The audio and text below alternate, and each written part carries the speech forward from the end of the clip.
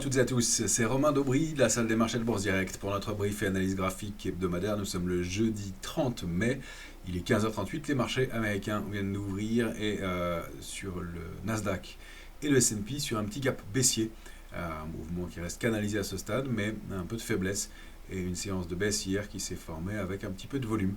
Donc prudence, alors que pour l'instant en Europe on résiste bien. Merci à toutes et à tous pour vos likes, vos retweets, vos partages, vos commentaires positifs. Pensez à vous abonner à la chaîne Bourse Direct YouTube, à nos comptes Twitter respectifs et puis toujours à valoriser, à liker ce contenu. C'est évidemment important, ça c'est le nerf de la guerre pour qu'on puisse vous proposer des choses de plus en plus régulières et de qualité si ça vous convient. Pas mal d'éléments à donner sur ce marché, rien n'est acquis d'un côté comme de l'autre. On a quand même un changement de comportement depuis quelques heures, on le voit. Pour la première fois, on a un peu de pression baissière avérée depuis l'échéance technique des marchés dérivés dont la nouvelle échéance du mois de juin a été entamée le lundi 20 mai dernier. Eh bien, à chaque fois qu'on a progressé, il n'y avait pas de soutien acheteur et des toutes petites séquences de pression baissière, mais qui étaient assez vite gommées. Et là, ça fait 2 ou 3 séances d'affilée qu'on a une pression baissière qui est significative maintenant. Elle n'est pas énorme, mais sur l'Eurostock, ça doit être de l'ordre de 5 à 7% de pression baissière complémentaire, surtout au cours des 2 dernières séances. Alors, il y a évidemment forcément parmi cette pression baissière, je rappelle que la lecture de la position ouverte, du nombre de contrats futurs, permet de déterminer la pression. Si le marché baisse et que le nombre de contrats futurs augmente, c'est que les arbitragistes ont été contraints de créer des nouveaux contrats pour absorber l'offre. Et donc ça veut dire qu'il y a de la pression baissière, c'est-à-dire qu'il y a des vendeurs, et que pour conserver l'équilibre entre le futur et le cash, donc l'indice de base, eh bien, il faut que les arbitragistes créent des contrats. Là, ça a été le cas. Alors toujours, ce phénomène est lié à ce phénomène est lié aussi des phénomènes d'arbitrage, c'est-à-dire que on va vendre des contrats futurs pour équilibrer des positions d'options. Or, les positions d'options sur l'Eurostoxx notamment ont très significativement augmenté. Et là où on déplorait un ratio de couverture qui était très faible, eh bien cette fois-ci, il est remonté très significativement. On est passer de la limite de l'euphorie à la très grosse complaisance maintenant à un régime de prudence à nouveau sur les options, ce qui fait qu'on résiste très bien en Europe et sur les indices européens comme on peut le voir. Donc on a des signaux un petit peu contradictoires et c'est cette fois-ci les indices américains qui paradoxalement patinent un peu et sont proches de déclencher des signaux baissiers, mais rien n'est fait encore. Alors il y a 2 éléments qui expliquent ça. Ratio de couverture donc qui a remonté très significativement, petite pression baissière clairement identifiée cette fois-ci et surtout plus de soutien acheteur, volume plus lourd dans les mouvements de baisse. Maintenant on va regarder le calendrier économique qui explique pas mal de choses dans les jours qui viennent. Demain on va avoir l'indice PCE Core des chiffres à l'inflation, donc le marqueur d'inflation qui est le plus observé par la Fed, qui est le moteur le plus important pour les membres de la Fed.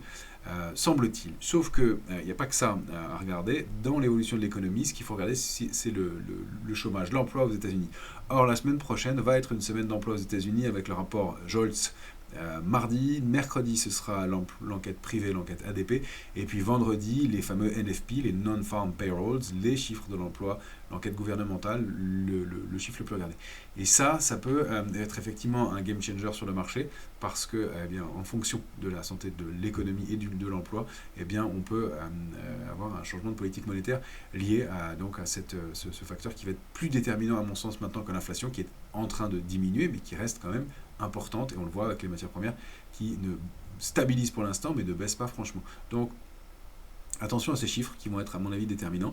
Et puis évidemment la semaine prochaine on aura dès lundi d'autres rendez-vous importants puisqu'on aura les PMI manufacturiers en Europe et aux États-Unis, le chômage en Allemagne mardi, mercredi les PMI dans les services, donc indice des directeurs d'achat dans les services en France et aux États-Unis, et puis surtout jeudi prochain la réunion de la BCE, la Banque Centrale Européenne, qui va annoncer probablement pour la première fois une baisse des taux et historiquement une baisse des taux avant la Fed, ce qui est un phénomène qui est rare. Maintenant, ce qui va être important, c'est pas cette baisse des taux qui est quasi actée par le marché, c'est la suite et le comportement à venir.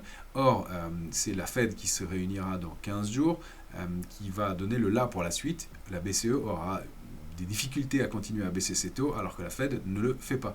Et pour l'instant, compte tenu de l'évolution de l'économie et de l'inflation, il est possible, il est envisageable, même si l'un des scénarios principaux reste à 2 baisses de taux aux États-Unis cette année, contrairement à un scénario qui était bien plus optimiste entre guillemets pour les marchés auparavant, puisqu'on attendait jusqu'à 8 baisses de taux dans l'année, plus que 2, et maintenant ça n'est même plus certain qu'il y ait la Fed doivent baisser ses taux. Donc on a vraiment cette période d'incertitude, la période de publication est passée, on aura donc vraiment cette fenêtre de tir des 10 prochains jours qui va être importante et ce qui explique pourquoi les opérateurs sont un peu prudents en amont. Or, eh bien, on voit qu'on n'a plus le même comportement sur les indices. Le timing, on l'a évoqué, donc ce calendrier qui fait que la période de l'année est moins propice à rentrer sur le marché, que le parcours a été important, il y a des tentations de prendre un peu de bénéfices sur les indices américains notamment. Or, ça a déjà commencé à consolider en Europe, mais ça n'a quasiment pas consolidé aux États-Unis. Le Nasdaq a clôturé, le Nasdaq Composite cette fois, a clôturé pour la première fois de son histoire au-delà de 17 000 points cette semaine. Mais il reste que pour l'instant, on voit des petits signaux de faiblesse. Un peu de pression baissière sur les indices américains aussi, même si ça n'est pas flagrant. Donc prudence autour de ces rendez-vous à venir. Donc je le rappelle, la semaine prochaine, PMI manufacturier lundi, emploi Jolts, emploi ADP et emploi le NFP. Donc Jolts mardi, ADP mercredi et les NFP vendredi. Ça va être les gros rendez-vous avec en plus jeudi la réunion de la Banque Centrale Européenne et les commentaires qui vont être liés à cette réunion sur l'évolution de la politique monétaire. Donc attention à un marché qui change un peu de tempo, qui pourrait réserver des surprises, et puis une volatilité qui s'est retendue sur des niveaux de support importants. Alors, rien n'est acquis dans un scénario comme dans l'autre, on va le voir même du côté de la volatilité qu'on va regarder aussi en détail. Si on peut faire des projections haussières sur la volatilité, le marché l'a bien pris en compte et on a déjà un niveau de couverture très important qui fait que les opérateurs sont montrés tout de suite très prudents, d'autant qu'on est redescendu d'un cran et que sur ces niveaux-là, le niveau de couverture était plus important. Donc, on a des opérateurs qui sont maintenant avisés, qui ne sont plus du tout aussi complaisants que ça l'était. Et donc, attention à un scénario de bascule et à des derniers pics, pourquoi pas haussiers, ou des contre-pieds, encore une fois, d'un marché qui, eh bien, consensuellement, ceux qui ont bien acheté ne vendent pas et n'allègent pas les positions. Ou s'ils ont voulu le faire, ils ont pu le faire depuis le mois de mars, ils ont eu largement le temps. Et puis ceux qui veulent rentrer dans le marché sont positionnés plus bas. Et entre deux, on a moins de vendeurs, même si, encore une fois, on a des petites stratégies baissières qui se mettent en place sur ces niveaux-là. Il va falloir se construire cette position baissière. Et pour l'instant, ça reste significatif, mais pas excessif. On n'a pas de choses très très fortes qui se sont mises en place encore. Donc on est vraiment à un moment de bascule et qui nécessite un peu de vigilance, mais qui n'a pas encore déclenché les alertes majeures. On va le voir sur les différents indices. Alors on va passer tout de suite au S&P 500 en hebdomadaire. Il donne quand même un signal, on va le voir, qui est pas excellent du tout aujourd'hui, le S&P, parce qu'il passe sous ce niveau d'alerte majeur, ce niveau de 5263, et puis on n'est pas allé très loin au débordement de ce niveau-là, et on le réintègre avec ces bougies, ce grand doji, et cette bougie rouge pour l'instant, la semaine n'est pas terminée, nous ne sommes que jeudi, mais avec quand même des présomptions de marché un peu plus baissiers, des volumes qui sont plus lourds dans les mouvements de baisse. Alors si on zoome en journalier, ça va être plus lisible. Voilà, on avait cette zone de gap qui avait été ouverte, laissée ouverte ici. Attention à cet îlot de cotation isolé, ouverture en gap ici, plusieurs séances au-delà, et puis ouverture en gap baissier aujourd'hui, sous ce niveau d'alerte, qui était notre niveau d'alerte, on se souvient de 5263, qui ouvre en dessous aujourd'hui. Alors, il n'y a pas d'alerte majeure, on voit que la réaction pour l'instant est modérée, mais attention aux publications à venir et donc aux signaux de faiblesse qui se cumulent, encore une fois, avec incapacité à aller accélérer, à aller chercher la résistance à 5371, cette grosse bougie d'avalement avec du volume, ce gap baissier qui vient en contre de ces gaps-là, ces gaps ou laissés ouverts ici, donc qui pourrait faire de ce gap-là un gap d'épuisement, ce gap qui est maintenant comblé, d'ailleurs, ce gap du 15 mai dernier, et puis donc le gap de l'inflation, et puis la bougie baissière de contre-pied. On avait évoqué la possibilité d'un sell the news, de vendre la nouvelle et donc les très bons résultats d'NVIDIA. Effectivement, pour l'instant, c'est ce qui a l'air de se mettre en place, et encore une fois, on retourne dans ce range précédent, on n'arrive pas à préserver ce niveau qui était majeur, on ouvre en dessous avec un gap, donc attention à cet îlot de cotation isolé qui peut être donc un reversal island, qui est graphiquement quand même un vrai signe d'épuisement dans le marché.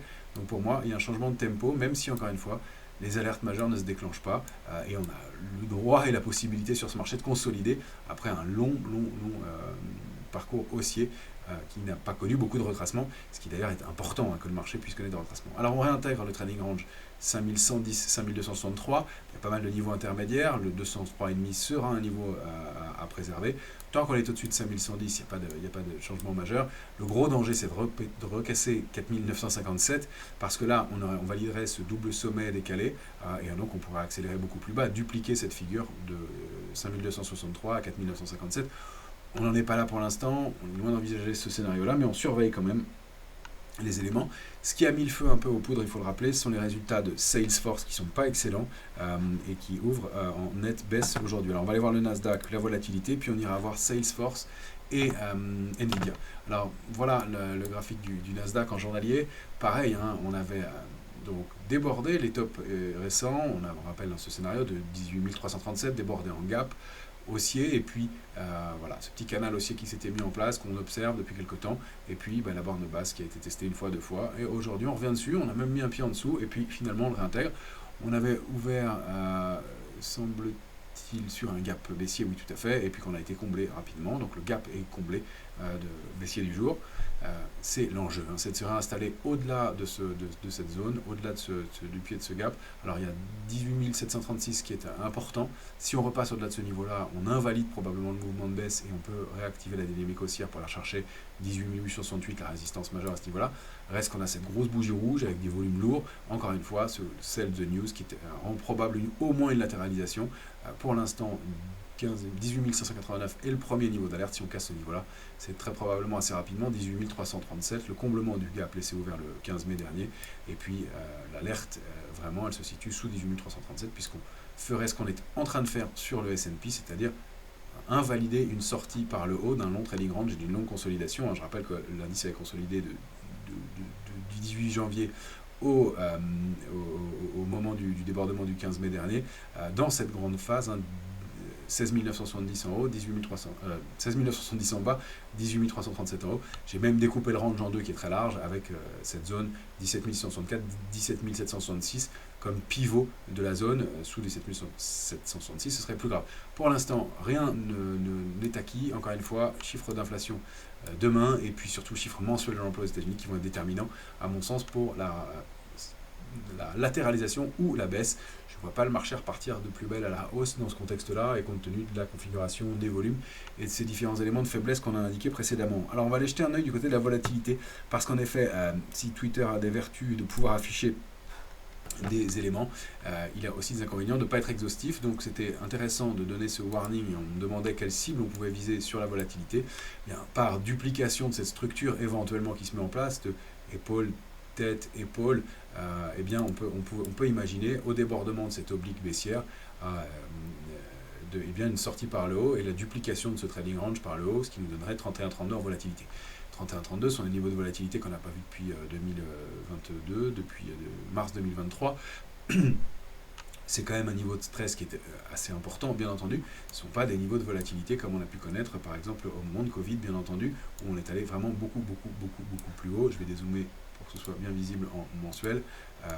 Voilà, d'aller chercher des niveaux de 30 de volatilité, c'est, on peut dire, le haut de la borne haute historique, jusqu'à 28. Voilà, on est dans une zone de normalité, si on peut dire, de volatilité. Donc ça, c'est pas un mouvement extrême, c'est juste une feuille de route.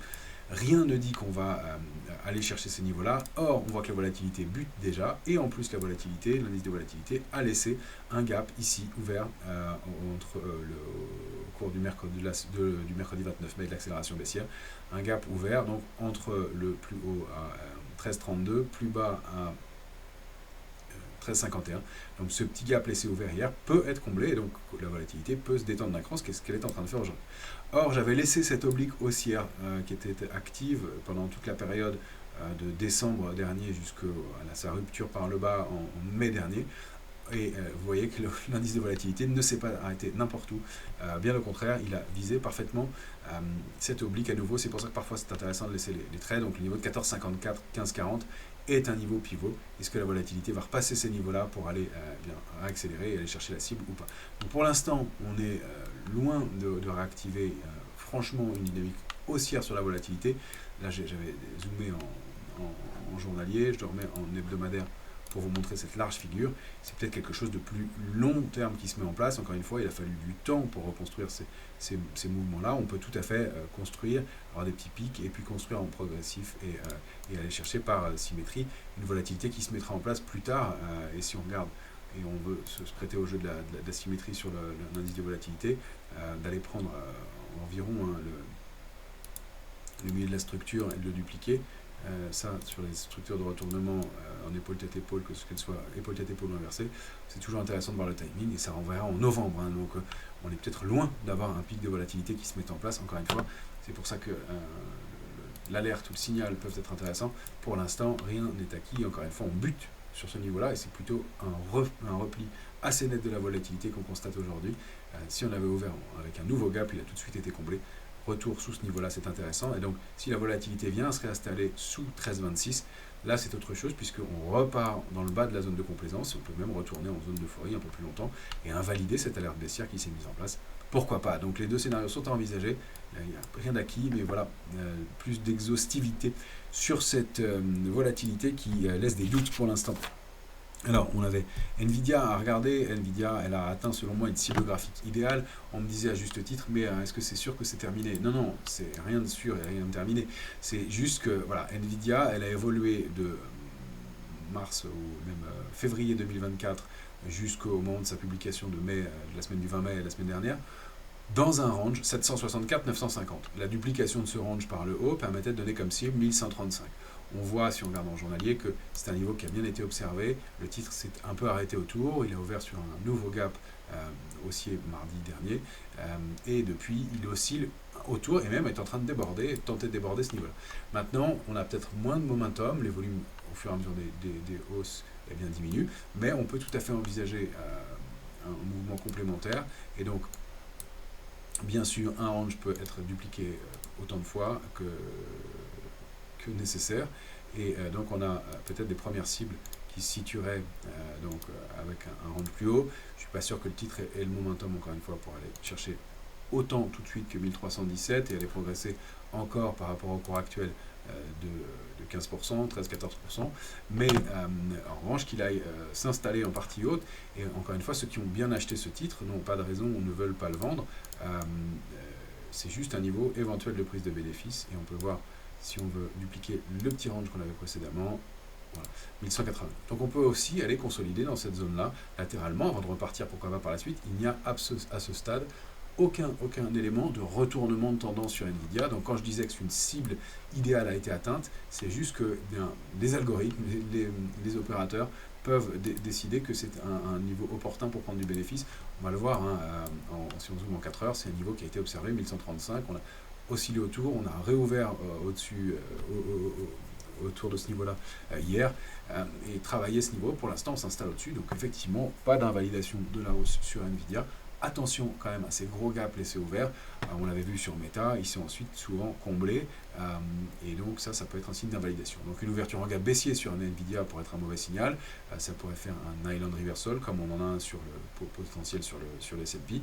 Donc attention à ça, et puis au comblement du gap, et ça pourrait être aussi un gap d'épuisement. On avait un gap de rupture ici probablement avec la tendance précédente, gap de continuation peut-être ici, très largement ouvert, et ça pourrait être un gap d'épuisement. Pour l'instant, tant qu'il n'est pas comblé, qu'on n'est pas réinstallé en dessous de ce niveau-là, donc en dessous de ce support à 1064, on n'a aucune invalidation de la tendance. Ça peut être une latéralisation, et on ajustera les niveaux au fur et à mesure du temps.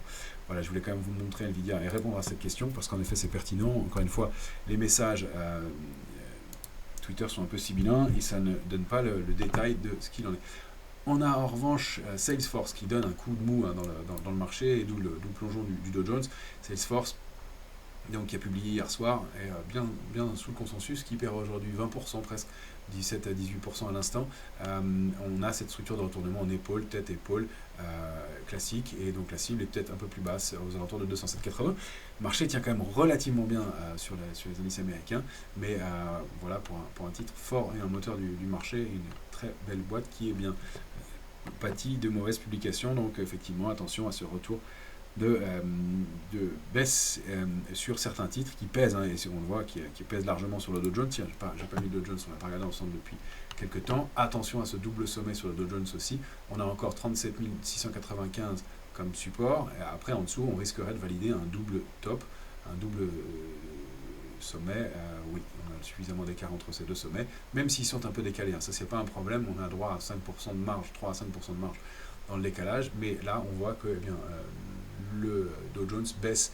Alors lourdement, il faut dire que les volumes ne sont pas énormes non plus. Encore une fois, il y a un peu de prise de bénéfice, il y a un peu de désintérêt, un peu des carnets d'ordre creux, des opérateurs qui sont moins présents dans le marché, mais on n'a pas de niveau d'alerte majeur. Donc attention quand même, 38 120 passé en dessous, c'est pas un très bon signal. C'est le dernier support, c'est 37 695. Le risque après c'est de dupliquer le range par le bas. Et donc d'aller bien enfoncer donc un cran plus bas au fur et à mesure, donc d'aller chercher 37 330. Sous 37 330, il n'y a plus grand chose, on a des chances d'aller chercher cette zone là. Donc prudence sur des signaux qui ne sont pas terribles mais qui ne sont pas encore complètement validés, d'autant plus que je vous montre un graphique hebdomadaire. Nous ne sommes que jeudi, il faudra confirmer ces ruptures en clôture hebdomadaire par définition. Et d'autant plus qu'on ouvre avec un nouveau gap baissier. Sur l'Eurostoxx, pareil, on est toujours en zone de range, hein, on a eu cet échec 5096-5125, on baisse régulièrement, avec bien aujourd'hui pas mal, si on regarde la bougie du jour, de défense contre les niveaux de support, hein, le niveau de 4955 a été bien observé et permet un timide rebond pour l'instant, mais une stabilisation. On ne retourne pas non plus dans le bas du range. Alors attention à ces structures peut-être en tasse et anse inversée.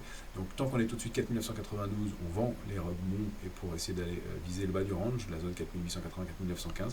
Si on se réinstalle au-dessus bien de 4992 et surtout 5013, là on invalide le mouvement de baisse et on peut continuer à osciller.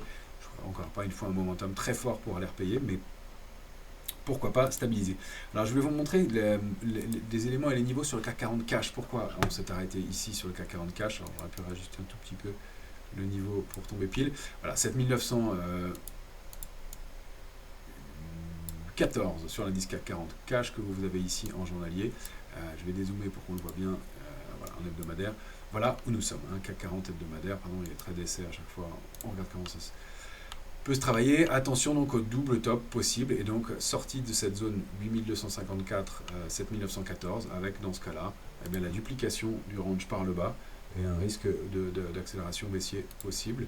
En tout cas le marché l'a bien observé, c'est pour ça qu'on s'est arrêté ici sur cette zone là et on a vraiment cette zone charnière et 7577 pile en mire. Donc, vous voyez qu'on retrouve parfaitement notre niveau à chaque fois. Donc sous 7914, danger avec un retracement un peu plus marqué à venir, d'autant plus que, encore une fois, les indices américains n'ont quasiment pas consolidé, donc attention, s'ils se mettaient à baisser, il faut dire que les mouvements de baisse se sont faits dans des volumes un peu plus lourds, pas énormes, mais un peu plus lourds que dans les mouvements de hausse, donc toujours la main de ce côté-là, et une petite pression baissière, encore une fois, qui n'est pas gigantesque, mais significative. Si on regarde en revanche le futur CAC 40, là on a encore un peu de marge, parce que, évidemment, il y a sur le CAC 40 cash le retraitement des dividendes. Or ici, voilà, on a un marché qui joue le yo-yo, fausse sortie du canal baissier par le haut lundi et réintégration mardi violemment. Mercredi, on poursuit l'accélération baissière et on sort par le bas du canal, donc ça c'est un signe de manque d'harmonie, là où on avait des repères bien précis, un marché qui travaillait bien des niveaux, hein, une fois, deux fois, trois fois, quatre fois, et sortie, donc faux signal, on bute bien contre la résistance à 149 et on invalide cette harmonie. Reste que pour l'instant on est bloqué sous 7974. Si on revient entre 7974 et 8049, on revient en zone de neutralité baissière, hein, c'est quand même reste baissier, mais c'est moins mauvais que ce qu'on a mis en place. Et si en revanche on bute contre cette zone-là, bien a priori il faut continuer à la vendre. Et bien tant qu'on est sous 1049, on va travailler, envisager des replis complémentaires. Encore une fois, probablement la micro nous permettra d'avoir la réponse à tout ça. Au-delà du 1049, on pourrait avoir une réactivation haussière avec en bien 8091, 8149, ce plafond de verre. Je rappelle qu'on est dans un large trading range qui est indiqué ici en noir, un large trading range, 7830, 8149. C'est une zone au sein de laquelle on consolide depuis qu'on l'a débordé en février dernier, qu'on avait tenté de déborder. Et donc l'enjeu, c'est de repasser ce niveau de 8149. Et puis ce plafond de verre qui a été un niveau d'échec, tentative de sortie, qui a été invalidé autour de l'échéance des marchés dérivés du mois de mai et pour passer à la nouvelle échéance de juin. Pour l'instant, les vendeurs ont légèrement la main, mais on voit qu'on n'accélère pas plus fort. 7975, le niveau est bien identifié et les marchés tiennent relativement bien. L'alerte et le danger, c'est bien sûr de casser 7830 sur le futur, donc on a un peu plus de marge sur le futur. C'est celui-là qui est travaillé par les opérateurs, c'est lui qui est négocié. Hein. L'indice, je le rappelle, hein, l'indice CAC 40 Cash est un éclaireur de tendance, c'est une moyenne, donc il n'est pas travaillé, il sert de repère graphique, mais c'est pas lui sur lequel on achète et on vend. Ce qu'on achète et celui qu'on vend, c'est celui que vous avez là, c'est le futur CAC 40. Donc lui et la rupture de 7830 serait notre alerte de court terme, et c'est celui-là qu'on va prendre comme point de repère plus important pour la négociation. Donc en tout cas pour l'instant on se réinstalle dans un trading range 7974, 7830. On est baissier avec un peu de pression baissière. Attention même au rebond qui peut être significatif jusqu'à 8049, hein, et qui n'invaliderait pas ce mouvement de consolidation ou de latéralisation si on veut dézoomer. En tout cas, à court terme, attention, la rupture de 7830, ce serait beaucoup plus gênant, puisque dans ce cas-là, on duplique le range par le bas, et on a des cibles baissières qui permettent de viser, je ne veux pas supprimer, mais dupliquer la ligne, qui permettent de viser, dans ce cas-là, les niveaux un peu plus bas. On a, dans ce cas-là, des niveaux qui sont situés au moins à 7500 points. J'avais des supports, une zone support à 7478, 7404 qui pourrait être en mire, donc un mouvement de consolidation plus marqué.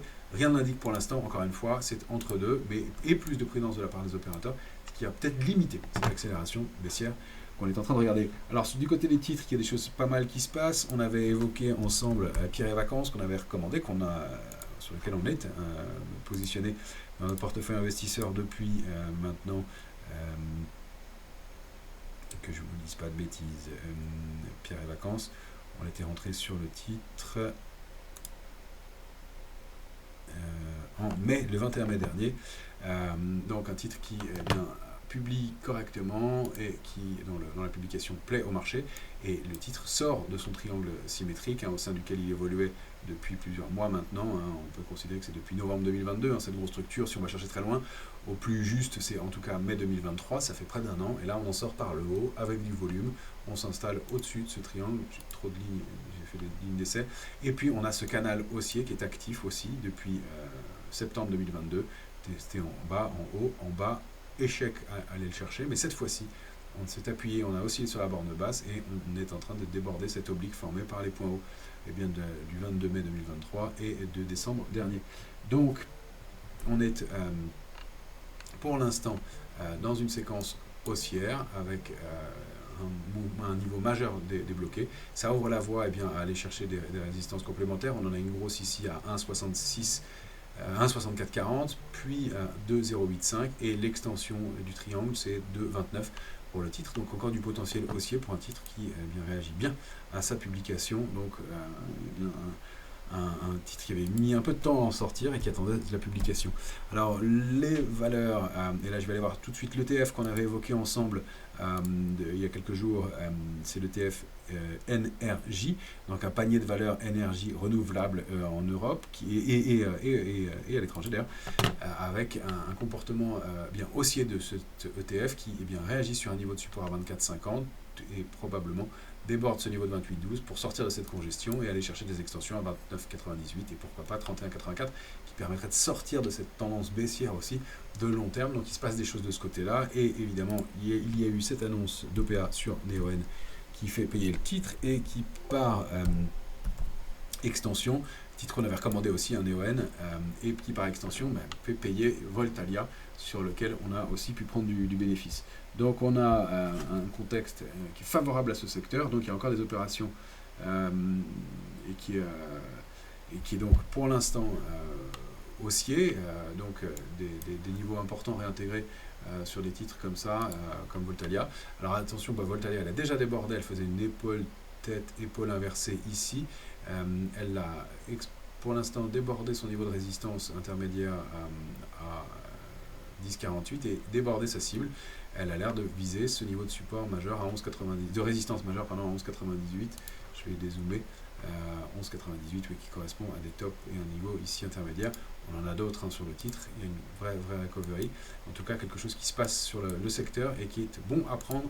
Pareil, quelque chose qu'on avait détecté sous forme de panier. Et encore une fois, intéressant de remarquer ce qu'on appelle la force relative, qui permet de voir où se porte l'intérêt des grosses mains du marché. Encore une fois, en analyse graphique, on n'essaie pas de deviner ce qui va se passer. On essaie de repérer là où se passent les forces et les intérêts. Et on constate que c'est le cas ici sur ce secteur-là. Et ça se traduit par de belles opérations sur les valeurs associées. Donc toujours des titres à regarder et à observer de ce côté-là. Je voulais vous montrer dans un tout autre secteur Genfit. Il y avait des rumeurs de nouvelles sur le titre. Alors Genfit, voilà, elle ne faisait plus rien depuis 2020 et puis elle sort manifestement depuis cette semaine du range de 93 4,48 par le haut. La cible, on est proche maintenant, c'est allé très vite sur le titre, c'est 6,02, la duplication du range par le haut. Voilà, on est en train de passer ce niveau-là. Là, j'ai zoomé en journalier. Le début de signal s'est formé hier avec des volumes et puis la confirmation aujourd'hui avec le gap haussier, la sortie qui a l'air de se confirmer pour Genfit. Attention, hein, ce sont des grosses recoveries. C'est un titre qui manque de momentum depuis longtemps. Le secteur des biotech, on sait que c'est toujours très compliqué, mais voilà, il y a au moins une cible intéressante et une vraie sortie par le haut. Donc on cherche des petits dossiers et puis des nouvelles aussi et des annonces. Attention qu'il n'y ait pas trop d'anticipation de ce côté-là. Je voulais vous montrer sur un tout autre secteur et dans un autre domaine un signal intéressant de ADP qui était au sein d'un canal haussier, qui a consolidé, qui a préservé ce support à 113,70 puis 122,50 et qui là accumule sous une oblique baissière. Alors elle s'est décalée, pardon.